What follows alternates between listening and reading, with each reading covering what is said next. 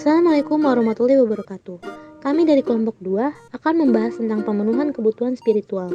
Anggota kelompok kami terdiri dari Alda, Nisa, Wanda, Salsa, dan Delvi. Apa itu spiritual? Spiritual berasal dari bahasa Latin yaitu roh yang berarti nafas atau angin dan dapat berkonotasi bahwa spiritual memberikan kehidupan atau esensi dalam diri manusia. Kami akan membahas tentang karakteristik spiritual yang terdiri dari koneksi diri sendiri, koneksi dengan Tuhan, koneksi dengan alam yang harmonis, dan koneksi dengan harmonis lainnya. Selanjutnya ada faktor yang mempengaruhi spiritual. Menurut Asmadi 2008, yang pertama ada usia perkembangan. Perkembangan dapat menentukan proses pemenuhan spiritual, karena setiap tahap perkembangan memiliki cara beriman kepada Tuhan. Yang kedua adalah keluarga.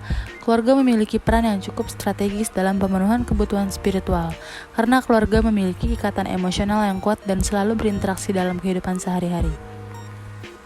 Selanjutnya ada kelompok ras atau etnis.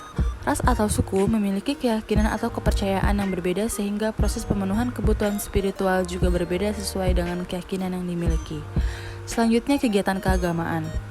Adanya kegiatan keagamaan ini selalu dapat mengingatkan diri akan keberadaannya dengan Tuhan dan selalu mendekatkan diri kepada Tuhannya. Dan yang terakhir ada agama yang dianut. Keyakinan terhadap agama tertentu yang dimiliki seseorang dapat menentukan pentingnya kebutuhan spiritual. Selanjutnya ada konsep spiritual terkait kesehatan. Kesehatan spiritual atau merupakan rasa keselarasan dan kedekatan antara diri sendiri dengan orang lain, alam, dan dengan kehidupan tertinggi.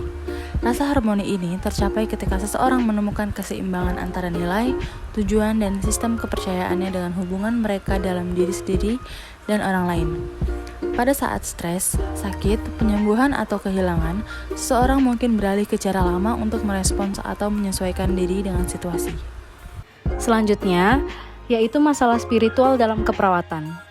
Pada umumnya, pasien yang berada di ruang rawat intensif umumnya diintubasi dan tidak bisa bangun sendiri.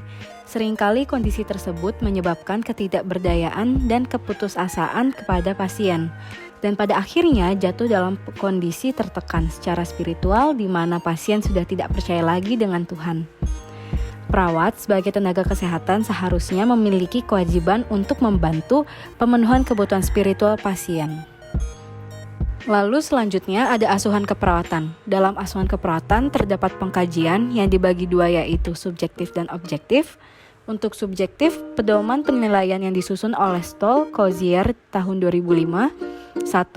Konsep tentang dewa atau Tuhan. 2. Sumber kekuatan dan harapan.